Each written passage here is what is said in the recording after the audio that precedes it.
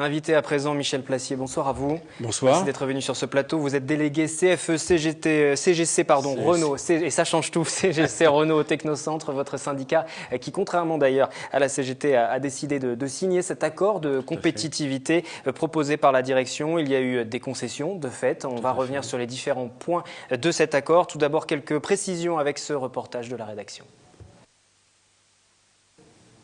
Le timing est parfait. Le jour où le gouvernement adopte le projet de loi sur l'accord interprofessionnel, Renault obtient la signature de 2 syndicats pour entériner son projet de compétitivité.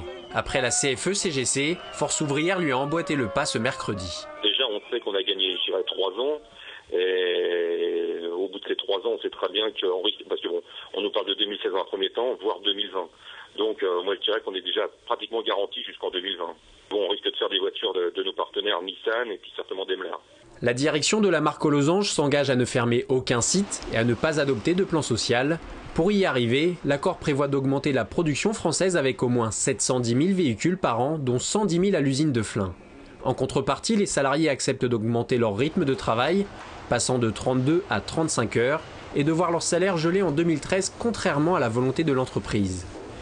Malgré ces engagements pris jusqu'en 2016, la CGT reste fermement opposée au projet. Au-delà de ces 2 véhicules, Zoé et Clio 4, qui sont produits sur l'usine de Flins, aujourd'hui, dans l'avenir plus lointain, au-delà de 2016, il n'y a pas de véhicule aujourd'hui dans les tiroirs de Renault qui pourrait rentrer dans l'usine de Flins. D'ici à 2016, plus de 8200 postes seront tout de même supprimés. Le projet sera présenté le 12 mars en Conseil central d'entreprise. Il pourrait être signé dès le lendemain. Les syndicats, donc un CFE-CGC, FO, CFDT qui donnent leur feu vert. 3 syndicats qui représentent 64% des salariés du constructeur. L'accord de compétitivité va donc être signé dès demain, 13 mars. Expliquez-nous pourquoi avoir accepté alors que certains syndicats, comme la CGT par exemple, le refusent. Bien écoutez, aujourd'hui on voit tous que le marché automobile est en crise et que en fait d'un marché conjoncturellement mauvais, ça devient structurellement mauvais. Donc il fallait qu'on fasse quelque chose. Donc on peut se lamenter et crier, mais aussi on peut se mettre autour de la table et discuter avec la direction afin de pouvoir pérenniser Renault. Votre point de vue sur l'attitude de la CGT justement, qui refuse toujours de signer cet accord, même si c'est un syndicat minoritaire pour Renault? Écoutez, chaque organisation syndicale se détermine comme elle le souhaite, mais la CGT ne nous a pas habitués à signer des accords, donc je dirais que je ne suis pas surpris du tout qu'elle ne signe pas d'accord. L'un des points clés, on va revenir un petit peu sur les différents points de cet accord, c'est la mobilité entre usines notamment. La direction voulait au tout début que ce soit obligatoire, cette mobilité des salariés, et finalement ce sera sur une base de volontariat. C'est ce que vous avez obtenu. Un point qui nous chagrinait beaucoup, c'était cette mobilité opposable. Et donc on a demandé et obtenu que toutes les mobilités soient faites uniquement en volontariat, de façon à pouvoir équilibrer les effectifs dans les usines en cas de croissance ou de décroissance des volumes dans les usines considérées. Et pour vous, c'est satisfaisant, cette base de volontariat? Ce point était un point. Pousser tout de même les salariés. Ce point était un point bloquant. Si on n'avait pas obtenu ce point-là, notre signature était quand même un peu compromise. Mais même si c'est sur la base du volontariat, vous n'avez pas peur que l'on pousse, en tout cas que l'on incite ces salariés à bouger d'une usine à une autre? Ça sera à nous, donc dans les usines et puis avec la commission de suivi, l'observatoire qu'on a également obtenu lors de cet accord, de veiller à ce que les engagements soient bien pris, soient bien effectués et qu'il n'y ait pas de dérive de la part de certaines personnes dans les usines. Il y a un point symbolique également auquel beaucoup de salariés sont forcément attachés, c'est les salaires gelés pour 2013. L'augmentation ensuite sur 2014-2015, ce sera discuté lors des discussions annuelles. Comment on arrive à convaincre des salariés d'un gel de salaire? Alors, d'abord, au départ, le maintien de la masse salariale sur 2013 avait été une condition sine qua non et écrite dans l'accord. On a obtenu qu'elle soit sortie, enfin, elle est toujours dans l'accord, mais elle est moins prégnante dans l'accord, de façon à ce que les NAO, les négociations annuelles obligatoires, aient toute leur force cette année. Et donc, on va se remettre à table pour négocier avec la direction, notamment. Vous pensez que vous pourriez obtenir éventuellement des augmentations de salaire sur 2014-2015 quand on voit la conjoncture actuelle, ça semble compliqué aussi. La première version de l'accord, c'était écrit dans le dur qu'on avait 0%. On a réussi quand même à montrer qu'il y avait des NAO et à redonner de la force aux NAO. On va négocier, on essaiera d'obtenir mieux que 0 ou peut-être 0. Mais dans la vie, il faut essayer. En tout cas, la porte est ouverte. Rien. on a beaucoup d'espoir sur les négociations annuelles de cette année. Avant de continuer à regarder les différents points de cet accord qui posaient problème et puis ceux qui finalement ont permis de se mettre d'accord avec la direction, juste un micro-trottoir. Accepteriez-vous un gel de salaire en ce qui vous concerne pour préserver votre emploi? Ça dépend des conditions qui vont ensemble, mais je pense si c'est chômage, bien sûr, je prendrais le gel du salaire. J'accepterais peut-être, mais pas... faut pas que ce soit gros, quoi. Aujourd'hui, oui, je pense que je serais prêt justement à faire des concessions sur mon salaire si vraiment mon entreprise allait mal. Ça fait à peu près 4 ans que mon salaire est gelé, donc je peux continuer encore 2 ans, oui. Non, pas à mon niveau, non, pas du tout. Je suis trop peu payé pour accepter un gel de salaire. Puis à l'âge que j'ai, si je commence à geler mon salaire maintenant, je suis mal barré. Oui, pourquoi pas, oui. Pourquoi pas, pour aider l'entreprise. Je pense qu'il faut avoir l'esprit d'entreprise avant tout et se soutenir les uns les autres. Voilà. Alors finalement, les gens sont opposés, mais ils peuvent comprendre que pour préserver l'emploi, il faut faire des efforts. Et c'est un petit peu le mot-clé aussi. Il faut faire des efforts. Oui, et puis on voit aujourd'hui, vous regardez les informations et vous voyez ce qui se passe chez les constructeurs qui n'ont pas négocié à temps ou qui n'ont pas eu des organisations syndicales qui ont permis de négocier d'une façon responsable comme nous le faisons à la CFE-CGC. Et on arrive à des extrémités, à des fermetures d'usines, à des licenciements. Parce que nous n'avons aucun licenciement. Je tiens à le redire ce soir, il n'y a même aucun licenciement. Des postes, des départs qui il y aura des seront postes pas supprimés, il y aura 8360 postes supprimés, il y aura 860 embauches.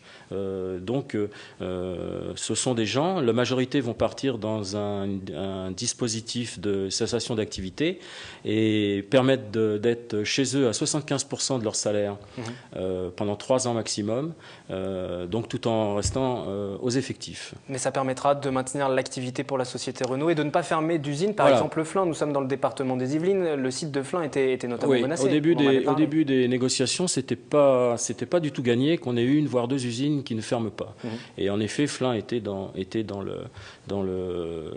ces mesures possibles. Donc là, nous avons obtenu des volumes significatifs dans les usines. Les usines aujourd'hui sont chargées entre 50 et 60% de leur capacité. Et avec l'accord que l'on va signer demain, les usines vont être chargées à peu près à 85%. Donc à l'horizon 2016, nous devrions avoir 710 000 véhicules mini, représentés par 630 000 véhicules, plus 10 000 véhicules d'autres partenaires. Mais comment, justement, voilà, c'est la question que j'allais vous poser, comment on maintient cette activité, cette production de véhicules? On fait appel à Nissan notamment. Alors, il y aura dans les partenaires Nissan, et pour 2016, je tiens à signaler aussi qu'on a une cible à 820 000 véhicules. Tout ceci sera regardé et analysé. On a obtenu donc l'observatoire dont je parlais tout à l'heure, de façon à cet observatoire à bien anticiper et être proactif. C'est-à-dire regarder suffisamment tôt si tous les engagements qui ont été signés dans cet accord peuvent être tenus. Et donc de façon à pouvoir se réunir suffisamment tôt pour essayer de corriger. On est vraiment décidé à pérenniser Renault, à pérenniser la filière automobile, à sauvegarder les emplois dans les bassins d'emploi. Je pense au bassin du Nord, au bassin de l'Ouest, et puis à sauvegarder les emplois des salariés français. Mais on produit l'activité, on continue à maintenir cette activité, cette production de véhicules, mais il va falloir les vendre aussi, ces véhicules. Oui, alors... Là, je dirais aussi, c'est aussi un pari sur l'avenir. Oui, là, je dirais aussi que les voitures vont se vendre. Oui, ça serait bien aussi que les voitures se vendent. On va avoir une gamme très attractive. On vient de changer notre responsable du design. On a une gamme très attractive. Il faudra aussi que les Français achètent maintenant des voitures françaises parce qu'on n'a rien à envier aux véhicules allemands. Si je vous dis par exemple que la société ADAC, qui est la société de réparation, de dépannage des véhicules en Allemagne, sur les autoroutes allemandes, font des études tous les ans et font un palmarès de fiabilité des constructeurs. Si je vous dis que Renault est toujours en tête des constructeurs fiables sur les autoroutes allemandes, vous me croyez? Non. Et pourtant, c'est vrai. Renault est en tête en fiabilité et le constructeur qui a le moins de pannes immobilisantes sur les autoroutes allemandes. C'est quand même un bon signe. Et alors comment vous expliquez que les ventes soient si difficiles? Mais écoutez, déjà, bon, il y a quand même une période de crise, c'est quand même pas facile. Acheter une voiture aujourd'hui, on peut toujours la reporter. L'achat d'une voiture peut toujours se reporter de 6 mois, 1 an, voire 2 ans, en faisant un petit peu plus de réparation ou une vidange supplémentaire. Une machine à laver qui tombe en panne, c'est déjà plus difficile. Si vous dites à madame, on va reporter, et puis pendant 1 an, tu vas laver ton linge à la main, monsieur, je pense que là, vous allez être obligé d'acheter une machine aussi, à laver. Je pense aussi qu'il y a certains hommes qui doivent le faire aussi. Oui, Si vous dites, mesdames, je voudrais juste vous sauver la vie, parce que je pense que vous allez avoir du mal à quitter le plateau sinon. Au-delà de ça, avant de vous laisser juste te conclure, en ce qui concerne le Technocentre Renault, est-ce qu'il y a une incidence de cet accord en ce qui concerne l'ingénierie, la recherche, le développement avec le Technocentre à Guyancourt? Alors pour l'ingénierie, on va réorganiser, enfin l'ingénierie va être réorganisée pour renforcer le cœur de métier. C'est-à-dire qu'en fait, on va diviser le travail, les fonctions de l'ingénierie en cœur de métier et non cœur de métier. Le cœur de métier va rester en France, va rester en corporate, au niveau de l'ingénierie. Alors quand on dit l'ingénierie, c'est pas forcément le technocentre. Il y a aussi Royal Hardy pour la mécanique ou les véhicules utilitaires pour Villers-Saint-Frédéric. Donc c'est l'ingénierie au sens global. Donc le cœur de métier, ça va être tout ce qui est innovation, travail à forte valeur ajoutée, tout ce qui est recherche, stratégie et tous les travaux qui sont en phase de croissance, comme les systèmes électroniques. Et donc l'ingénierie va continuer, l'activité va se maintenir sur Guyancourt. Va se renforcer justement pour être encore plus attractive et pouvoir sauver Renault grâce à de l'innovation. Parce que c'est ça aujourd'hui qui sauve les entreprises, c'est l'innovation. Merci Michel Plassier. Nous n'avons malheureusement plus le temps de développer. Délégué CFE, CGC, Renault à Guyancourt et cet accord de compétitivité qui sera signé demain. Nous aurons l'occasion d'en reparler. C'est la fin de cette édition. Pour ceux qui nous suivaient et qui voulaient en savoir plus sur la sortie de ce jeu vidéo de la société Blizzard, l'un des leaders mondiaux du jeu vidéo, je vous propose de vous rendre sur notre site internet, découvrir ce reportage ou tout simplement de suivre l'actu, le tout image de la rédaction. C'est à 20h30. Moi, je vous retrouve demain avec de nouveaux invités sur ce plateau dès 18h en direct.